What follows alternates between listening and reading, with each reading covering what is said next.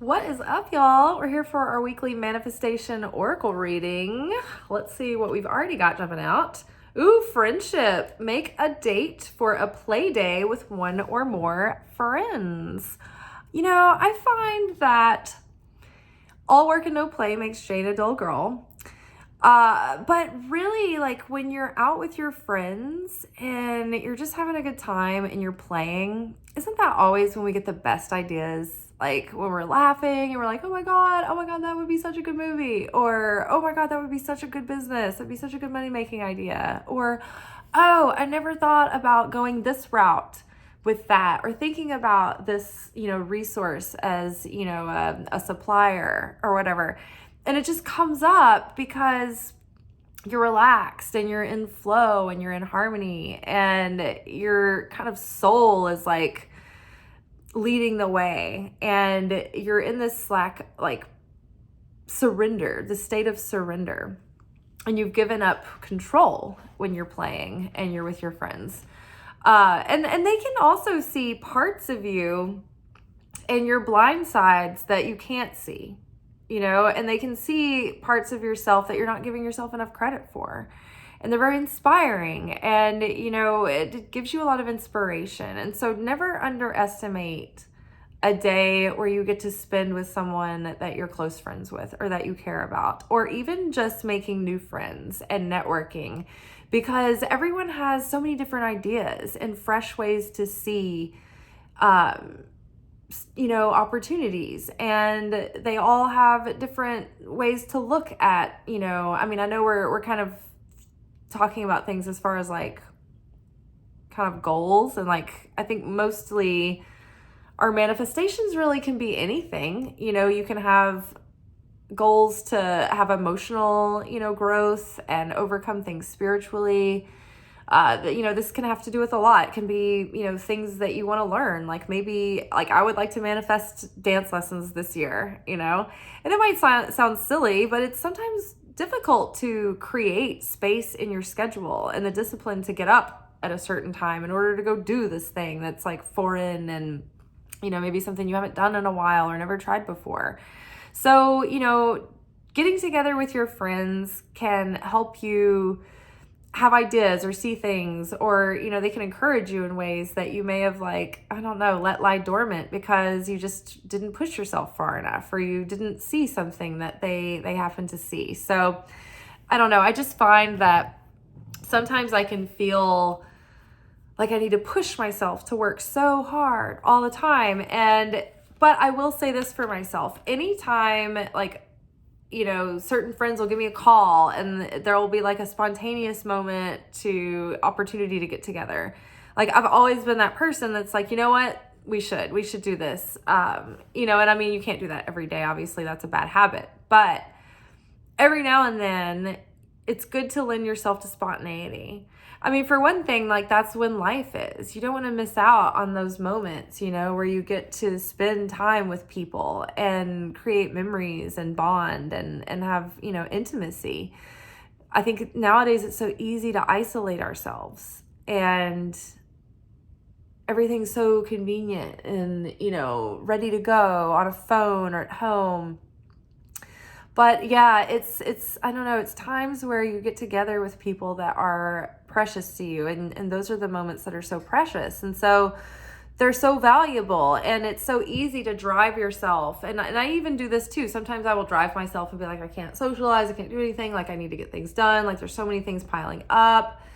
But I will say this, that time spent with friends never feels like a waste, and usually there's so many good ideas and so many nourishing moments and so many cathartic moments that it's almost gives you a boost, like a supercharge, and it gives you this, it raises your vibration.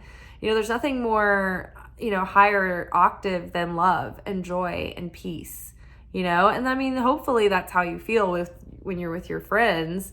At a base level, you can have excitement and joy, all kinds of things that aren't, necessarily so mellow. But I think at the core of it, hopefully we're experiencing love, joy, and peace when we're with our friends. What do we got here? Oh, father healing. Not very surprising. Your personal power increases as you give any father-related issues to heaven.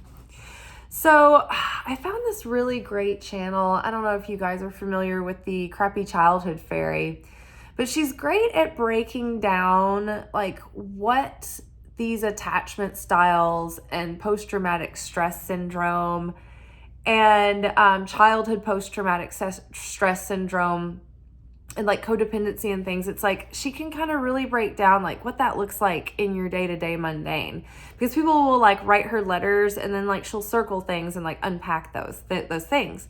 And so I discovered her and I was like, oh my gosh, that's so helpful, because like I know that the father wound, you know, has these archetypal ways that it affects us. And recently I've discovered that it kind of gives shiny object syndrome, and it makes it hard to commit to focusing on things and being consistent with yourself. And it relates to that Knight of Wands energy where you're like kind of like all, you know, cocksure and headstrong and full of piss and vinegar and, you know, whatever and all that stuff, but like you're not focused, you're not dedicated, you're not disciplined, you're not committed. And it can be in work and in love and relationships and whatever it is, but it's that non-committal energy. And I can't remember just now, one of the,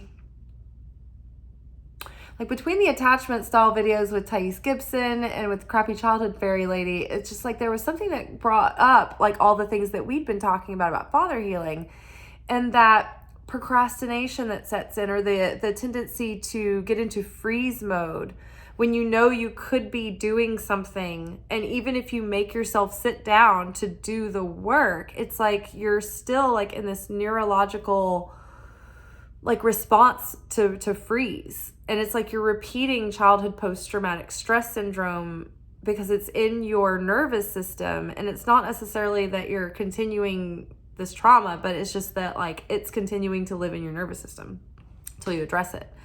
So yeah, that the father healing, like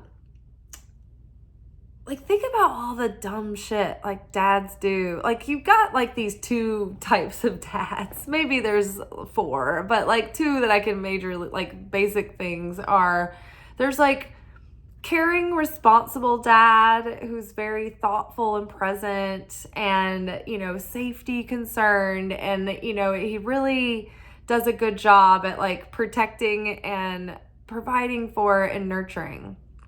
And, you know, he's emotionally present. And then there's like that dad that people have is just the fucking jackass who's not very emotionally intelligent, who's not very emotionally present.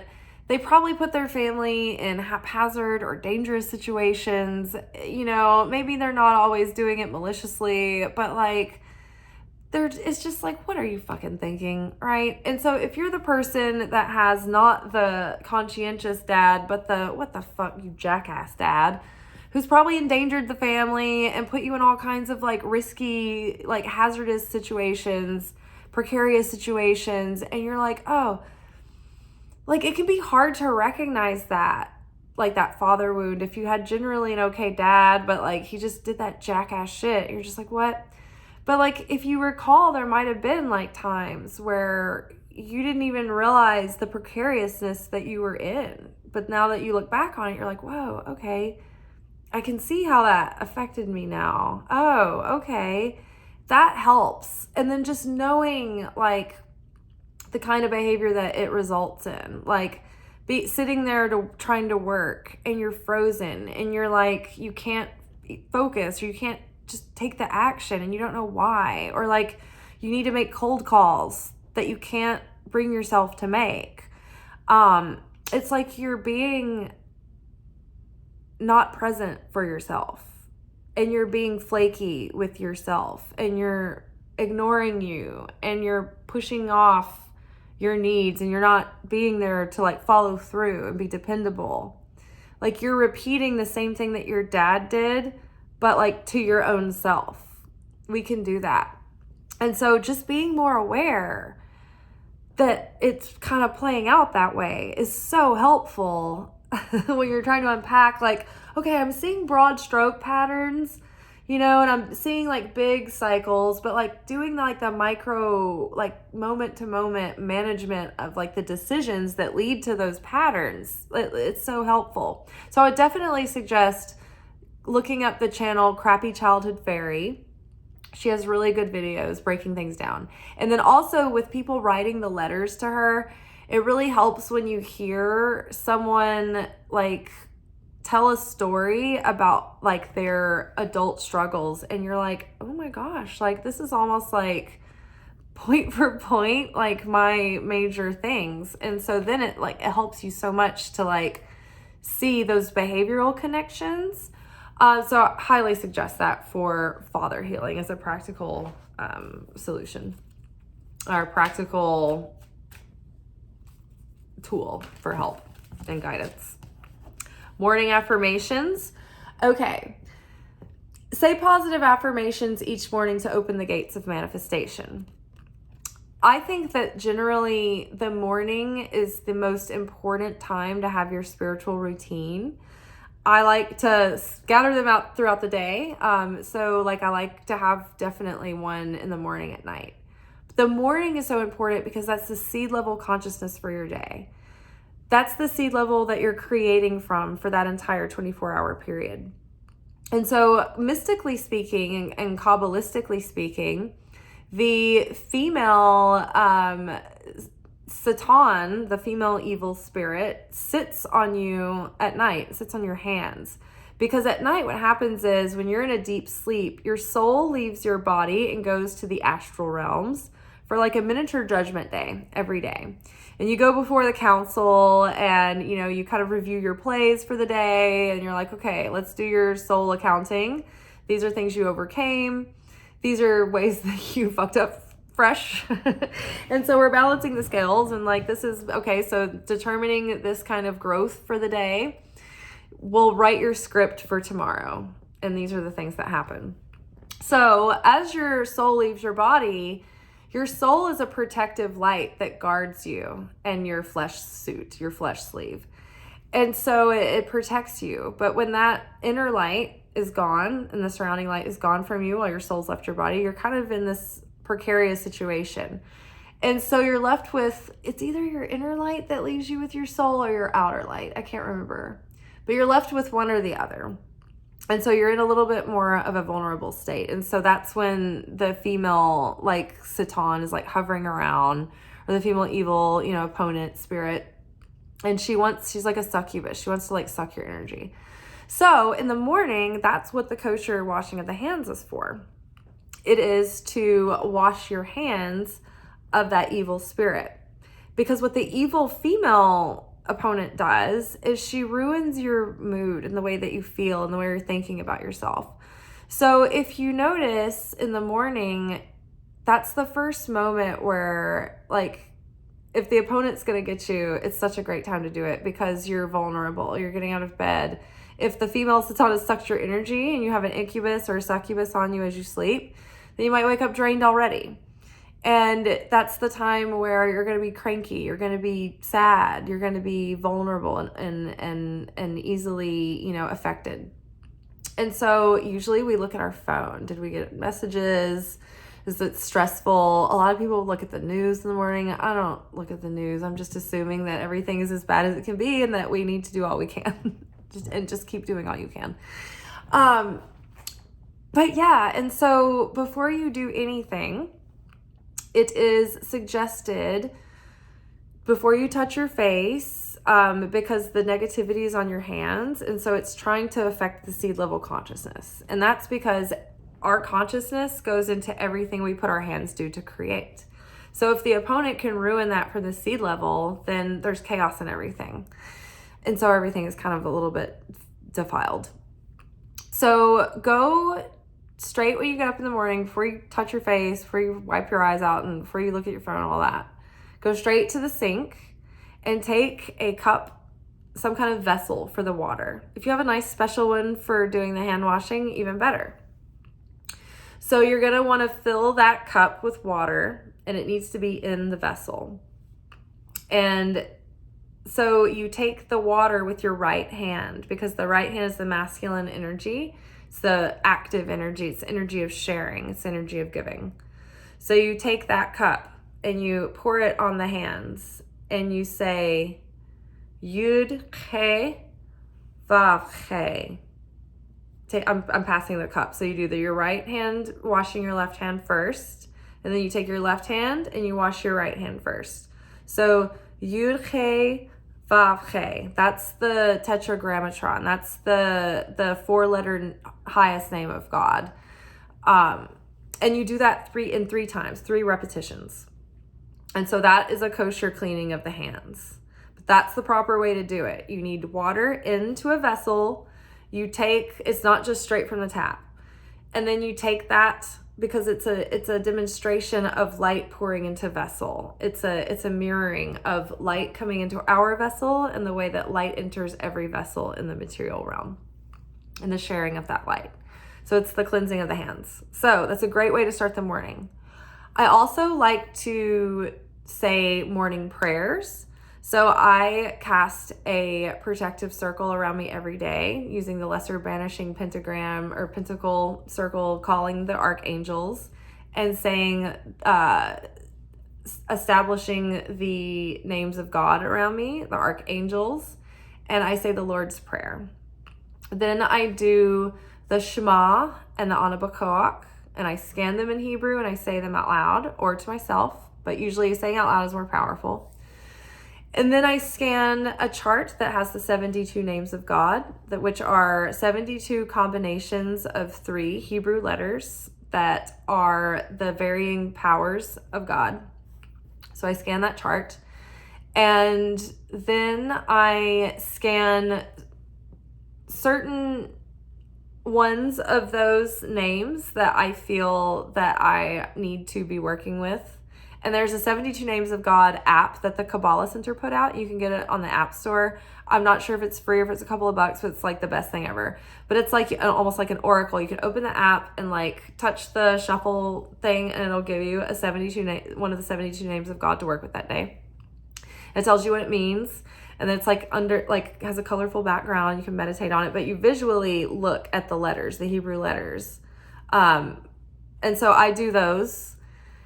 And then I scan Zohar, and I'll watch a Zohar video where I scan the material, and then a Rav teaches me about that Zohar passage. And then what the Zohar is it's the Hebrew commentary on the Torah that is to do with the mystical, spiritual meaning, the symbolic meaning of the Torah that has to do with the soul level of spiritual transformation. There's 4 levels of interpretation of any passage of the Bible. And it goes from mundane, literal kind of understanding kind of the morals. And then there's a heart level. And then there's a soul level, and then there's a spiritual level that we understand it on. So 4 levels. Okay, so morning affirmations. And then after the brief Zohar video lesson, and it is suggested to actually spend 30 minutes with the Zohar because that is apparently the amount of time that it takes for the light to penetrate through the negativity that's built up, the negative layers, called klipot. So it takes that amount of time to penetrate through so that the light is getting in. And so then I like to write in my Magick of I day planner journal, which gives you all the astrological movements and aspects of the day.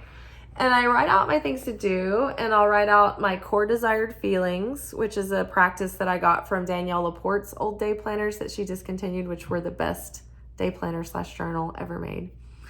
I write out my core desired feelings, and when I write them out, I guarantee every time it's those things happen. It's so crazy.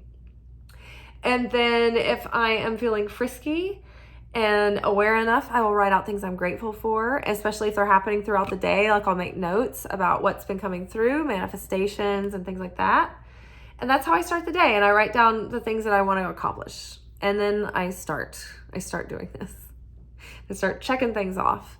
And it really gives me a great sense of intention and structure and sacredness to my day.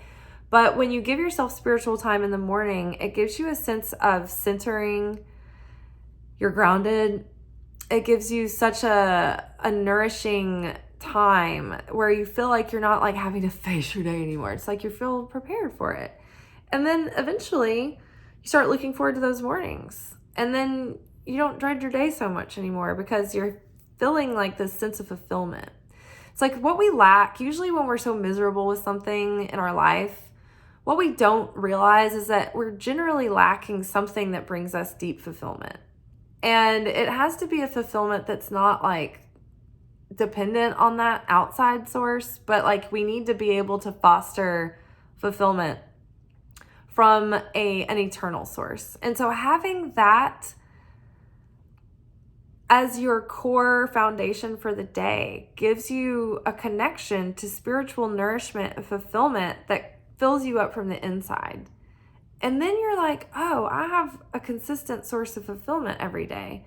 And so I'm tapped into real, deep, legitimate fulfillment every day. And then you stop feeling the lack and the scarcity and the desperate feeling that you're feeling like empty and purposeless and directionless in life. So then just having that it's like having real food. Like if you've always been eating junk food and suddenly you start eating actual produce and like making food with produce, you're like, I feel so good. I started drinking water. I'm like, it's like amazing. Then what you find over time is that the things that you couldn't stand and you dreaded, it's like you don't think of them the same. You don't feel the same anymore because you have your tank is becoming filled. And so it's clearer to you, oh, you can start making better discerning judgments about like what needs to change and what doesn't, what's so miserable. It's like maybe your job wasn't miserable. Maybe you were just miserable. Like maybe you're not as miserable anymore. You know, you're not blaming it on the job. It's like the job was just trying to show you like, hey, pay attention to your misery. Do something about it. But like, don't expect another job to like solve the problem. Don't expect the next relationship to solve the problem. You're going to have the same problem and the same lack of fulfillment there too. Like you can't run from yourself. It's you. Like you have to fill the void by something that's real, by something that's nourishing. And so doing that in the morning, having that spiritual routine in the morning, it's everything. It's literally like the thing that's the most important, I think, to me in my day. If I could like choose to prioritize something that's going to fill me up and be like my splurge or my luxury, it's like I would rather a morning routine than anything. And I think that's one reason why I started working at night, because I like having my days. And that morning routine is so great and so nourishing that I'm like continuing on to like self-develop through the day and do things that, you know, fill me up, fill me with purpose. And that's why like this channel like fills me with so much purpose. And I feel like this is my soul purpose, my spiritual purpose. And I would love for this channel to make me money and be able, I would like for this channel to be my job, but I'm not putting that pressure on it. And working at night and having this much fulfillment, it's like, yeah, it gets tiring. I have to make a lot of sacrifices, but ultimately I don't resent it and it doesn't drain me because it fills me with so much fulfillment. Okay, so this cluster came out and I just thought I should just look at them all. Ready, set, go. Now is the perfect moment to dive in and embrace your heart's desire.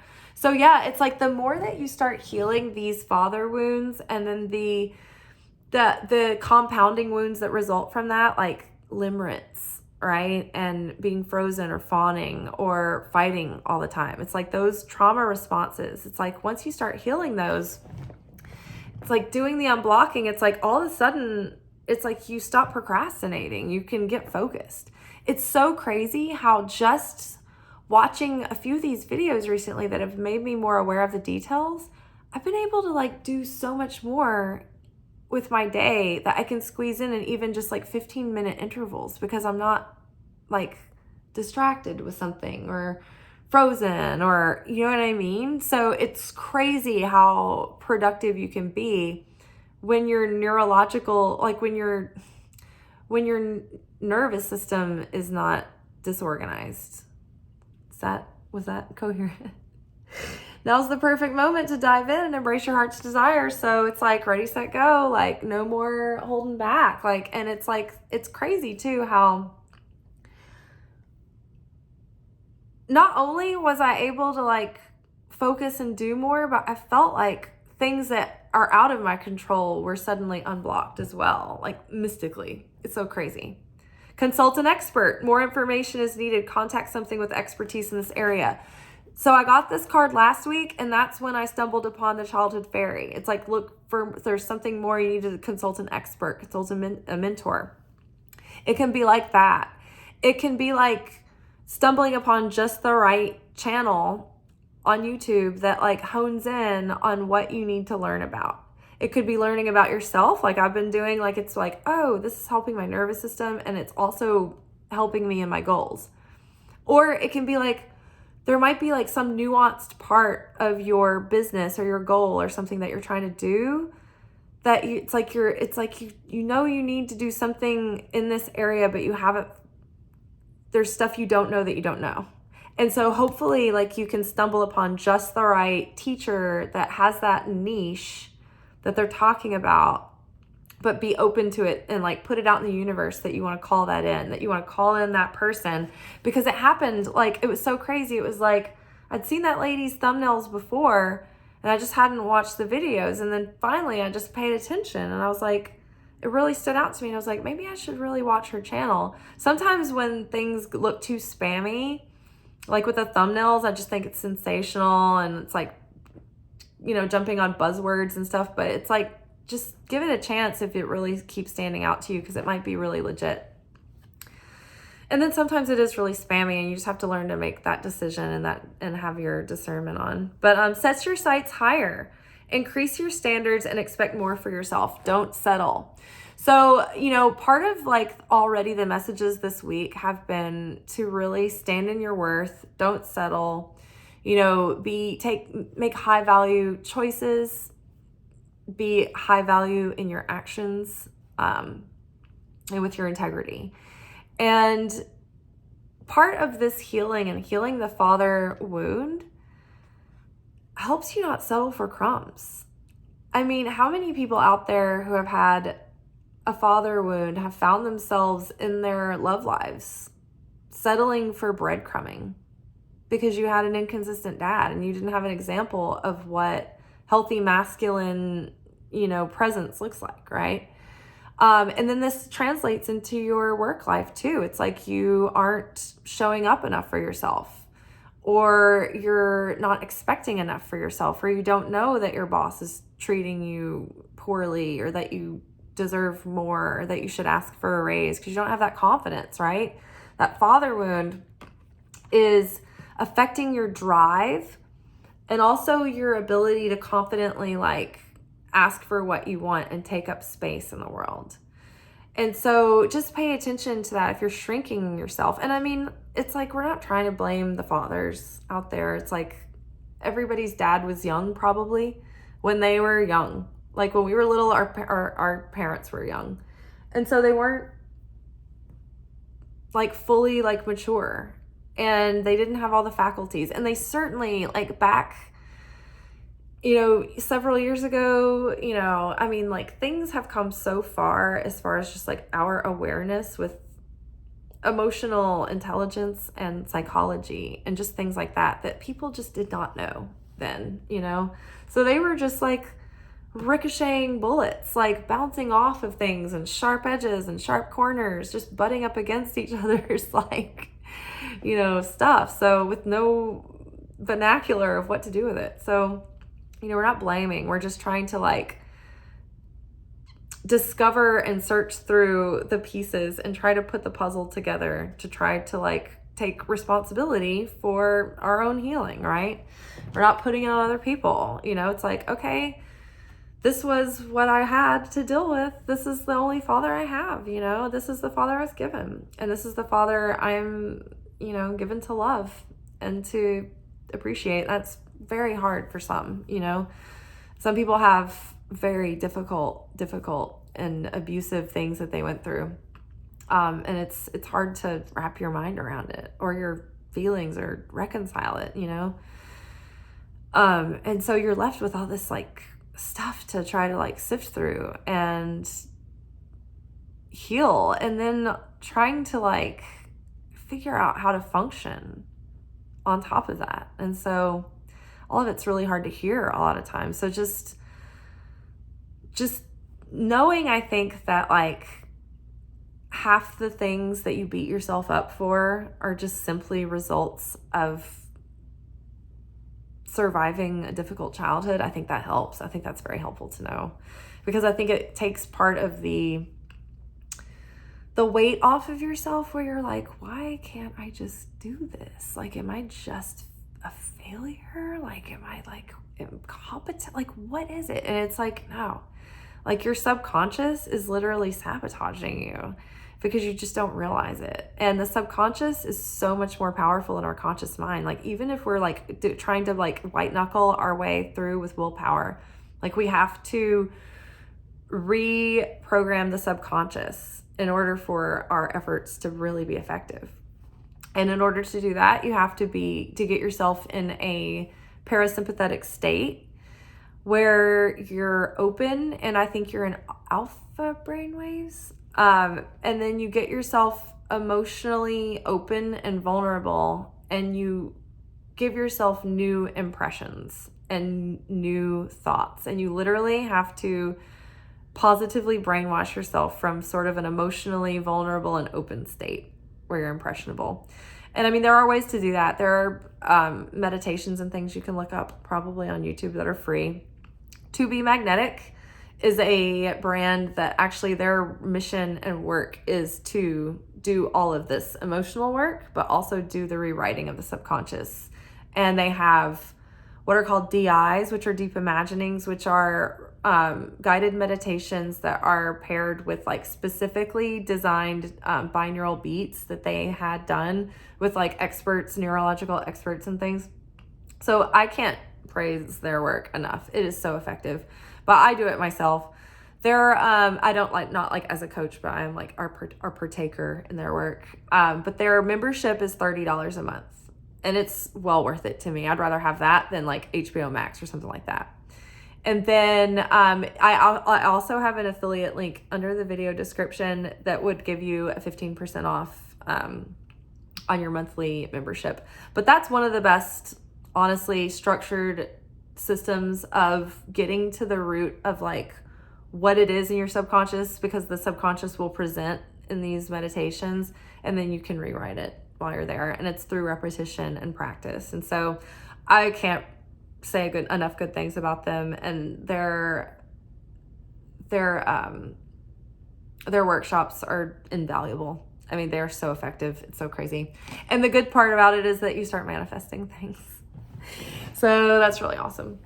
Well, all right, y'all. Well, I hope you have a great week with your manifestations. I hope that you deepen your friendships and that you can, get through some of your defense mechanisms. You can heal through some of your self-defeating habits that have come from neurological dysregulation. And you can really put the pieces together with the father stuff, and hopefully get one step further in your forgiveness journey with your parents and with your own, childhood experiences, and accept that no one's perfect and everyone has these, and they're literally part of the rent of being human. Literally, everyone is assigned mother and father wounds. No one gets out of it. So, nobody's casting blame. Morning routine is everything. So if we're taking anything away, those are the highlights. All right, y'all. Ciao.